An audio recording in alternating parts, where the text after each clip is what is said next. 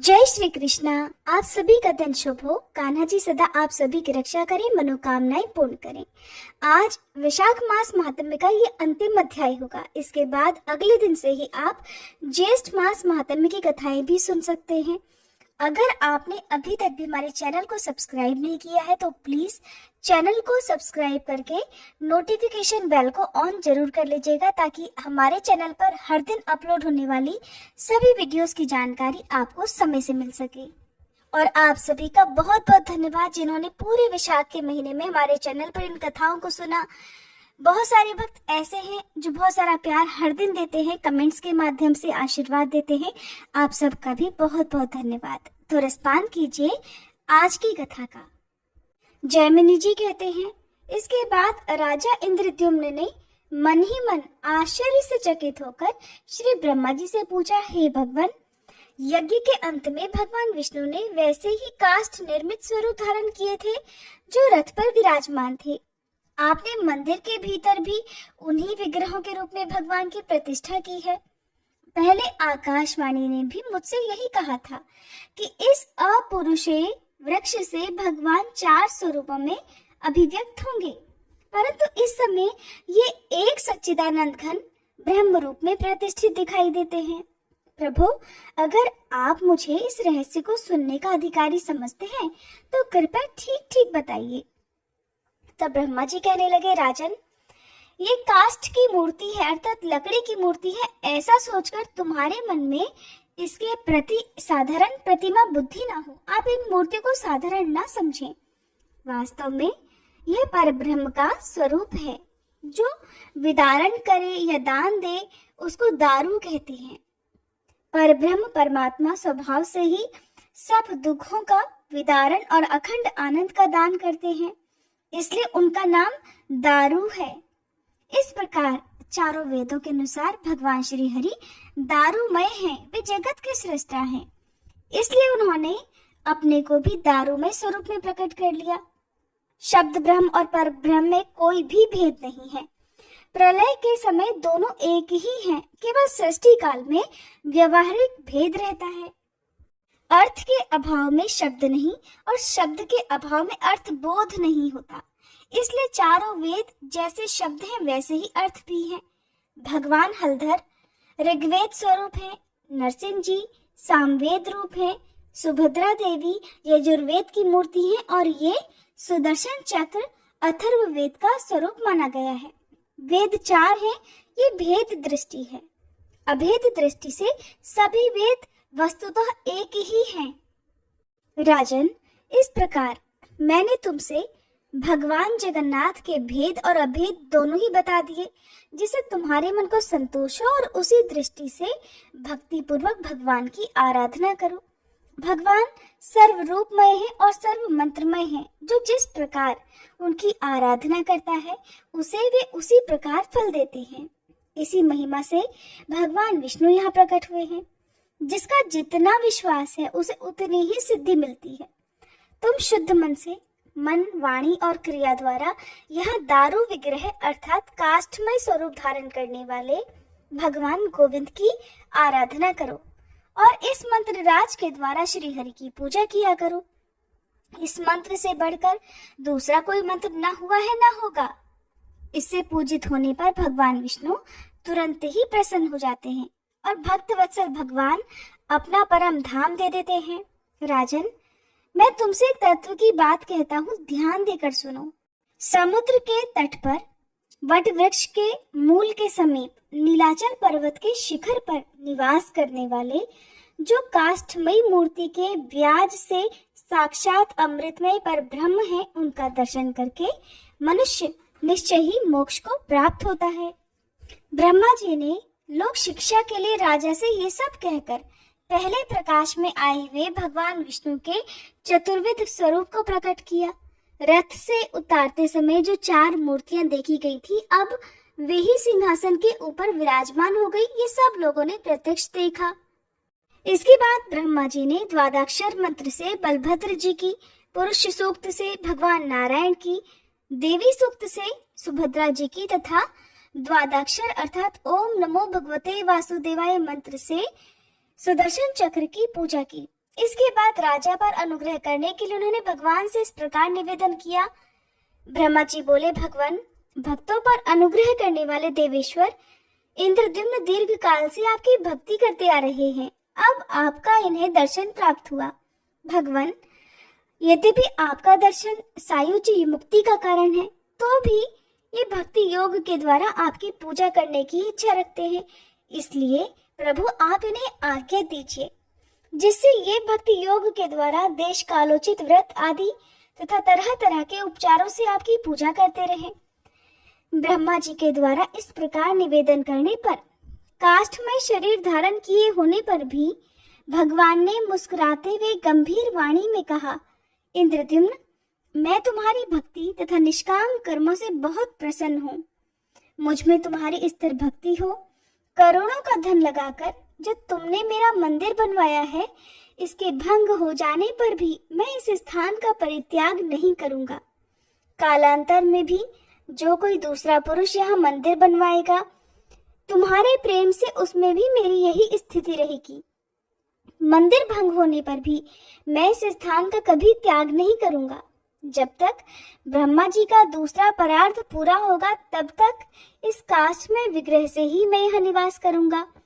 सतयुग के प्रथम ज्येष्ठ में यज्ञ का आरंभ हुआ और ज्येष्ठ की अमावस्या को मैंने अवतार लिया है। यही मेरा पवित्र जन्मदिन है।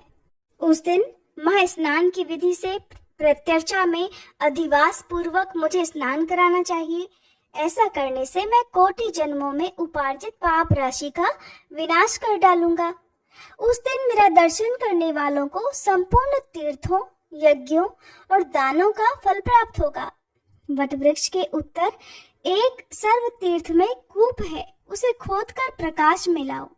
ज्येष्ठ की अमावस्या को प्रातःकाल मुझको, बलभद्र जी को और सुभद्रा जी को उस कूप अर्थात कुएं के जल से स्नान कराकर मनुष्य मेरे लोक को प्राप्त कर लेगा। आषाढ़ मास की शुक्ला द्वितीया यदि पुष्य नक्षत्र से युक्त हो तो वह इस तीर्थ में मोक्षदायिनी मानी गई है। नक्षत्र के अभाव में भी मेरी प्रसन्नता के लिए उस तिथि को यात्रा करनी चाहिए। आषाढ़ शुक्ल पक्ष की पुष्य नक्षत्र की द्वितीय तिथि को मुझको, बलभद्र जी को, सुभद्रा जी को रथ पर बिठाकर महान उत्सव के लिए बहुत से ब्राह्मणों को तृप्त करके गुंडीचा मंडप नामक स्थान को ले जाना चाहिए, जहाँ पहले मैं प्रकट हुआ था। सहस्त्र अश्वमेध यज्ञ की महावेदी उस समय वही थी। उससे बढ़कर पवित्र स्थान इस पृथ्वी पर दूसरा नहीं है। जैसे ब्रह्मा जी के अनुरोध से और तुम्हारे बनवाए हुए इस महामंदिर से इस समय यह नीलाचल का शिखर मेरी अत्यंत प्रसन्नता का कारण हो रहा है, ठीक उसी प्रकार नरसिंह क्षेत्र में तुम्हारे यज्ञ की वह महावेदी और मेरी उत्पत्ति का वह मंडप मुझे अत्यधिक प्रसन्नता देने वाला है। मैं बहुत समय तक वहां स्थित रहा हूँ, इसलिए उस पर मेरा बहुत प्रेम है। मैं यहाँ तुम्हारी भक्ति से सदैव स्थित रहूंगा। मेरे उत्थान अर्थात हरिबोधिनी एकादशी, मेरे शयन अर्थात हरिशयनी एकादशी, मेरे करवट बदलने अर्थात भाद्रपद शुक्ला परिवर्तनी एकादशी, मेरे मार्ग प्रवारण तथा पुष्य स्नान का महोत्सव करें। फाल्गुन की पूर्णिमा को मेरे लिए दोलोत्सव करना चाहिए। जो दोला में दक्षिणाभिमुख पूजित हुए मेरा दर्शन करते हैं, वे ब्रह्म हत्या आदि सभी पापों से मुक्त हो जाते हैं। मुनियों ने पूछा, महर्षि इंद्रद्युम्न ने भगवान लक्ष्मीपति के जन्म स्नान का उत्सव किस विधि से किया? इसके अलावा भगवान के अन्य सभी उत्सवों का भी विधि पूर्वक वर्णन कीजिए। तब मुनि ने उनकी प्रसन्नता के लिए सारा वृतांत उनसे विधि पूर्वक कह सुनाया। ये सारा वृतांत जानने के बाद मुनियों ने पूछा, भगवान, विष्णु भक्त राजा इंद्रद्युम्न ने मंदिर की प्रतिष्ठा के बाद कौन सा कार्य किया? जैमिनी जी कहने लगे, साक्षात ब्रह्म स्वरूप जगन्नाथ जी से वरदान पाकर राजा इंद्रद्युम्न ने अपने आप को कृतार्थ माना। भगवान की आज्ञा के अनुसार उन्होंने पुण्य और मोक्ष प्रदान करने वाली संपूर्ण यात्राएं करवाई। अनेक प्रकार के उपचारों से जगत गुरु श्री हरि जी की नाना प्रकार से पूजा की। राजा गाल श्वेत को भगवान की आज्ञा भली भांति समझाकर धर्म और न्याय से युक्त होकर ये कहा कि राजन, तुम बहुश्रुत विद्वान हो, धर्म में तुम्हारी निष्ठा है, भगवान में भी मन, वाणी और क्रिया द्वारा तुम्हारी बड़ी भक्ति है। भगवान श्री हरि किसी एक के उपदेश के लिए अनुशासन नहीं करते हैं, बल्कि वे तो समस्त चराचर के गुरु हैं और संपूर्ण विश्व इनका शिष्य है। मुझ पर अनुग्रह करने के लक्ष्य से अवतरित हुए भगवान जगन्नाथ यहाँ दीन दुखियों के उद्धार के लिए सदैव निवास करेंगे। तुम भक्ति और श्रद्धा के साथ इनकी आज्ञा के पालन में लगे रहो। ये साधारण काष्ठ की प्रतिमा है, ऐसी व्यवहारिक बुद्धि से इन्हें कभी मत देखो, बल्कि ये तो साक्षात जगदीश्वर हैं। इनके मंदिर प्रवेश काल में तीनों लोकों के निवासी इस पृथ्वी पर आ गए थे। ये तो तुमने प्रत्यक्ष देख लिया है। ब्रह्मादि सभी देवता एक ही साथ यहाँ पधारे थे। काष्ठ स्वरूप धारण करने वाले ये साक्षात चराचरमय श्री विष्णु है। इन्हें पृथ्वी पर प्राप्त कल्प वृक्ष ही समझो। ये सभी कामनाओं को देने वाले हैं। इनकी उपासना करके जो जैसी कामना रखता है वैसा ही फल प्राप्त कर लेता है। ये अंधकार से परे अनिर्वचनीय ज्योति स्वरूप हैं। शरण में आए हुए दीन जनों का जैसा उपकार ये भगवान विष्णु करते हैं, वैसा माता पिता, मित्र, पत्नी और पुत्र कोई भी नहीं कर सकता। इसलिए भोग और मोक्ष दोनों फलों को देने वाले इन जगदीश्वर का तुम दर्शन करो और पूर्ववासियों तथा प्रजाओं के द्वारा भगवान की तरह तरह की यात्राओं को भली भांति संपन्न करते रहो।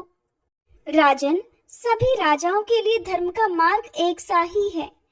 किसी पूर्व पुरुष ने उसे चलाया है और उसके पीछे होने वाले लोग उसका पालन किया करते हैं। राजन, श्रेष्ठ उपचारों और समृद्धियों द्वारा तीनों समय भगवान नरसिंह का भजन पूजन करो। इससे तुम्हें परम शांति मिलेगी। अपनी कृति की अपेक्षा दूसरे की कृति का संरक्षण करना श्रेष्ठ बताया है। जो दूसरों के दिए हुए दान की रक्षा करता है, उसके लिए वह अपने दिए हुए दान से कहीं बढ़कर उत्तम है।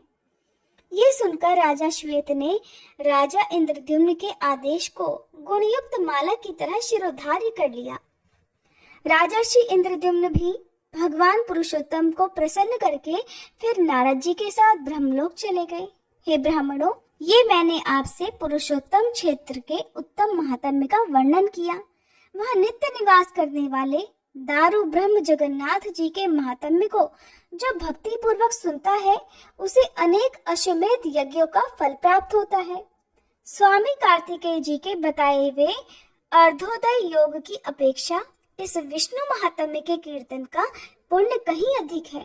जो प्रतिदिन प्रातःकाल इसको सुनता है, उसके लिए यह धन, यश, आयु, पुण्य तथा संतान की वृद्धि करने वाला है। स्वर्ग में प्रतिष्ठा रूप फल देता और सभी पापों का नाश करता है। पुराण श्रवण के आरंभ में अपने वैभव के अनुसार, अपनी सामर्थ्य के अनुसार तैयारी करनी चाहिए। पहले संकल्प करके पुराण पाठ सुनने के लिए अति सुंदर आभूषणों तथा वस्त्र, चंदन और माला आदि के द्वारा विधि पूर्वक ब्राह्मण का वरण करें। वह ब्राह्मण शुद्ध कुल में उत्पन्न हो, किसी अंग से हीन न हो, शांत स्वभाव वाला हो, अपनी ही शाखा को मानने वाला और अपना पुरोहित हो तथा सब शास्त्रों के अर्थ को यथार्थ रूप से जानने वाला हो। वरण किए हुए ब्राह्मण को उत्तम आसन पर बिठाकर उसके गले में माला पहना दे और मस्तक पर भी पुष्प की माला रखे। चंदन से ब्राह्मण के मस्तक पर लेप करें। उस समय वह ब्राह्मण व्यास जी के समान मान्य होता है। उन्हीं ब्राह्मण के द्वारा श्री विष्णु स्वरूप पुस्तक पर श्रीखंड, अगुरु आदि पुष्पों और नाना प्रकार के रुचिर उपचारों से व्यास पूजन करावे। कथा सुनने के लिए आने जाने वाले लोगों के बैठने के लिए यथा योग्य आसन बनाकर रखें। स्वयं उत्तम आसन पर बैठकर शांत मन से कथा सुने अथवा झाड़ बुहार कर शुद्ध किए हुए स्थान में सबके साथ बैठे। व्यास जी के आगे ऊंचे आसन पर न बैठे। स्नान करके 2 शुद्ध वस्त्र धारण करें। आचमन करके शरीर में यथा स्थान तिलक करें और प्रसन्नता पूर्वक मन से भगवान विष्णु का ध्यान करते हुए फिर कथा में विश्वास करें। पुराण कथा सुनते समय किसी भी पाखंडी आदि से बातचीत, व्यर्थ की बकवास और सभी प्रकार की चिंताओं को त्याग देना चाहिए। इस विधि से प्रतिदिन प्रसन्नता पूर्वक कथा सुने। पाठ समाप्त होने पर बार बार करताल आदि बजाकर, तालियां बजाकर जय श्री कृष्णा, जय जगन्नाथ, हे हरे इन नामों का कीर्तन करें। कीर्तन इतने उच्च स्वर से होना चाहिए कि आकाश में भी उसकी गूंज उठ जाए। इस प्रकार भगवान विष्णु की प्रसन्नता के लिए प्रतिदिन कीर्तन करना चाहिए। इसके बाद कथा समाप्ति होने पर भगवान विष्णु की प्रसन्नता के लिए बड़ी भक्ति के साथ वस्त्र, माला, चंदन और आभूषण आदि की विशेष व्यवस्था करके व्यास जी के समान माननीय आचार्य जी को विभूषित करें और अपनी शक्ति के अनुसार विधि पूर्वक दक्षिणा दें। दक्षिणा ऐसी होनी चाहिए जिससे आचार्य को संतोष हो जाए। शांति कर्म, पौष्टिक कर्म, व्रतबंध, विवाह आदि कर्म, मोक्ष साधक कर्म, पुराण श्रवण, यज्ञ आदि का अनुष्ठान, दान और अनेक प्रकार के व्रत ये यदि दक्षिणाहीन हो तो निष्फल हो जाते हैं। इसके बाद यथाशक्ति तैयार कराए हुए अन्न से ब्राह्मणों को भोजन कराएं। मुनिवरों, इस प्रकार आप लोगों से पुराण श्रवण की यह सांगोपांग विधि मैंने बताई। मुनि बोले, अहो हमारा महान सौभाग्य है कि पाप राशि का नाश करने वाला यह पुराण श्रवण का फल हमने आपके मुखारविंद से सुना। मुने, इस समय इसके फल की प्राप्ति के लिए हम आपको यथाशक्ति दक्षिणा देते हैं, इसे आप प्रसन्नता पूर्वक ग्रहण करें। ऐसा कहकर उन अकिंचन मुनियों ने समिधा, कुशा, पुष्प, फल और अक्षत आदि जैमिनी जी को देकर बड़े हर्ष के साथ फिर पुरुषोत्तम क्षेत्र को प्रस्थान किया। जय श्री कृष्णा। उम्मीद है आप सभी ने वैशाख मास के पहले दिन से ही लेकर आज तक ये कथाएं सुनी होंगी। अंतिम दिन कथा सुनने के बाद आपको अपनी सामर्थ्य के अनुसार किसी गरीब निर्धन व्यक्ति को दान दक्षिणा देनी चाहिए। अपनी अपनी सामर्थ्य के अनुसार यदि हो सके तो भोजन कराना चाहिए, नहीं हो सके तो जो कुछ भी आपसे बन पड़े वो भगवान श्री हरि के नाम से आपको दान में देना चाहिए। इस दिन भगवान विष्णु की पूजा करनी चाहिए, कुछ पुण्य के कर्म करने चाहिए और यदि हो सके तो आज सारा दिन शुद्ध सात्विक भोजन ही करना चाहिए। जैसा कि अभी आपने सुना कि किसी भी पुराण की कथा को लगातार सुनने के बाद अंत में दान दक्षिणा दी जाती है। जो कथा सुनाते हैं उनका सम्मान किया जाता है। तो ऐसे में अगर आप मेरे द्वारा सुनाई गई इन कथाओं से प्रसन्न हैं, आपको ये कथाएं बहुत अच्छी लगी हो, तभी आप अपना प्यार दक्षिणा के रूप में मुझे दे सकते हैं। आप इन वीडियोस को लाइक कर सकते हैं, शेयर कर सकते हैं और आने वाले महीने में अपना प्यार इन कथाओं को सुनकर दे सकते हैं। यही मेरे लिए सबसे बड़ी दक्षिणा होगी। इसके अलावा आप सभी से बस एक और सहयोग की मुझे आवश्यकता है कि हमारे चैनल पर जो एकादशी व्रत की कथाएं सुनाई जाती हैं या पूर्णिमा अमावस्या की कथाएं सुनाई जाती हैं, प्लीज आप उन सभी वीडियोस को भी जरूर देखा करें।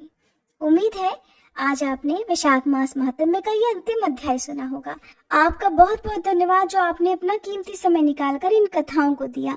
आप सभी इतने प्रेम से सुनते हैं तभी ये कथाएं सुनाने का बहुत मन करता है। अभी हमारे इस चैनल पर भागवत कथा अधूरी है। अगर आप कमेंट करके कहेंगे तो जो कथा रुकी हुई है उन्हीं से आगे की कथाएं मैं आपको सुनाना पसंद करूंगी। आज के लिए बस इतना ही। अगली वीडियो में ज्येष्ठ मास महात्म्य की कथा मैं आप सभी के लिए लेकर आऊंगी। उम्मीद है आप इंतजार करेंगे।